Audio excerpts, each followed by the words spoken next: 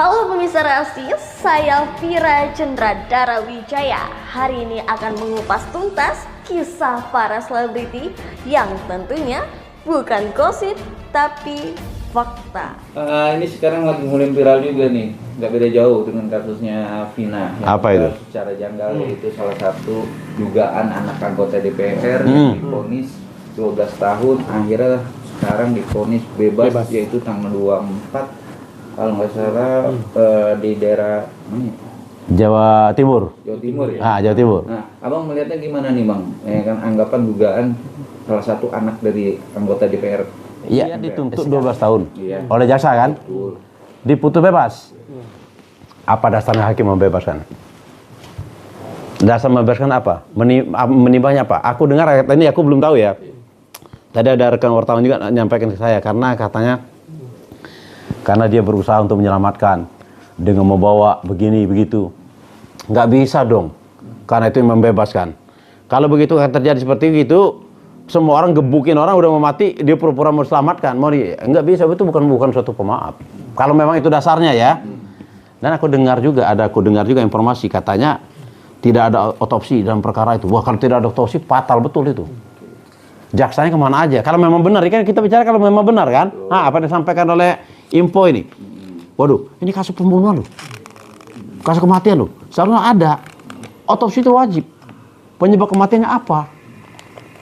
Apakah dia tadi kena didorong sehingga dia jatuh, benturan kepalanya, kan gitu loh. Itu aja. Dan kalau memang benar terjadi sampai bebas ya ini aja, sangat prihatin. Makanya ini seharusnya dari KY, termasuk dari Badan Pengawas Mahkamah Agung harus mengawasi ini. Ada apa terjadi perkara ini? Geram bang, dengan kebebasan dugaan anak anggota DPR, dan dia juga saling menyindir, ada jaksa, ada hakim, ya kan, yang memutus perkara ini, ya kan, yang harus dikupas tuntas kebenaran ini. Gimana? Saya mengatakan ya ini nggak ada salah jaksa lagi sih, kan jaksa udah untuk 12 tahun, kan putusan hakim.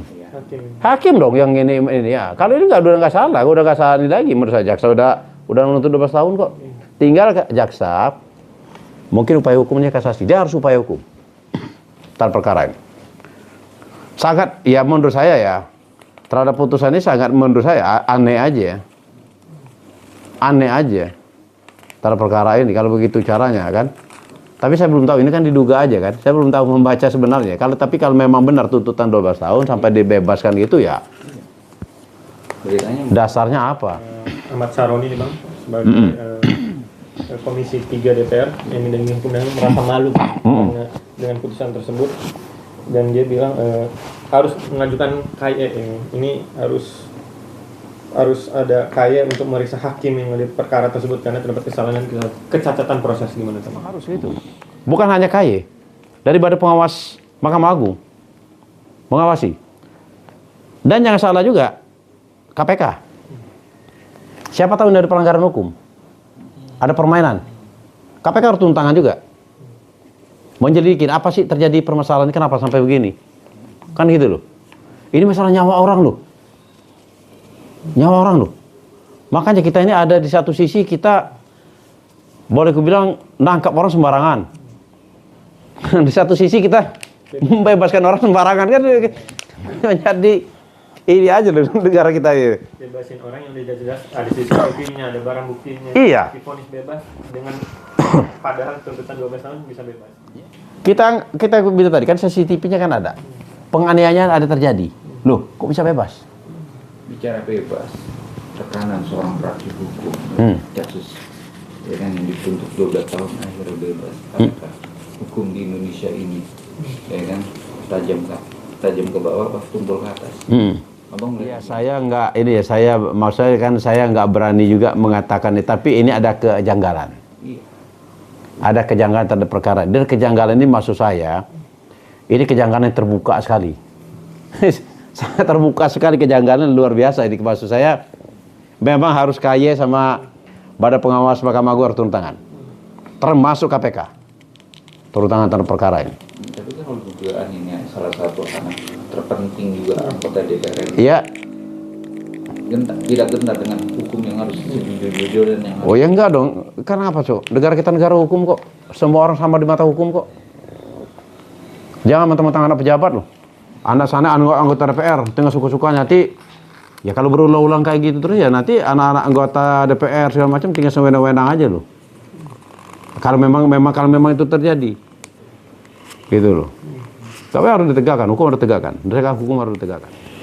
Hakimnya sendiri adalah Pak Erin Tuah Damanik yang ditempatkan di PN Surabaya. Ini mau dilaporkan sama keluarga korban juga ke KPK terkait dugaan itu. Makanya saya bilang tadi tuh, bukan hanya KY dan Badan Pengawas yang harus turun, KPK. Kalau ada indikasi sana, sikat. Bahaya, benar-benar bahaya. Kalau memang benar-benar ada indikasi ya, nggak usah ragu. Cara KPK, instruksi perjalanan strukturnya memang harus KPK yang turun tangan. Kalau ada ini diduga terjadi pelanggaran, kan diduga kan? Iya. Nah diduga terjadi pelanggaran atau penyuapan, ya upah KPK dong. Harus KPK. Tapi kalau untuk hakimnya sendiri, kalau menyalahgunakan wewenang dia, Nah kalau tetap ini dong, kalau penyalahgunaan kewenangan, hukum pidana dong. Kalau penyalahgunaan kewenangan. Tapi kalau dari kode etik dia dilanggar itu ke KY, ke Badan Pengawas. Sudah sesuai belum dia ini untuk menyidangkan perkara ini? Ya, itu memang di sana kode etik. Tetapi kalau yang isi daripada putusan itu ya tadi jaksa harus melakukan upaya hukum. Jaksa itu perwakilan negara. Negara itu perwakilan daripada masyarakat.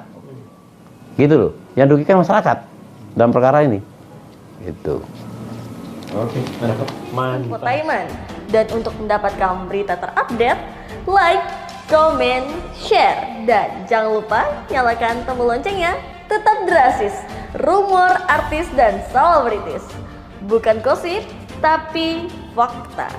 Untuk mendapatkan berita terupdate, jangan lupa tekan tombol subscribe, like, comment, and share, dan jangan lupa juga tekan tombol loncengnya. Saksikan terus Rasis, more artis dan selebritis. Bukan gosip, Tapi fakta.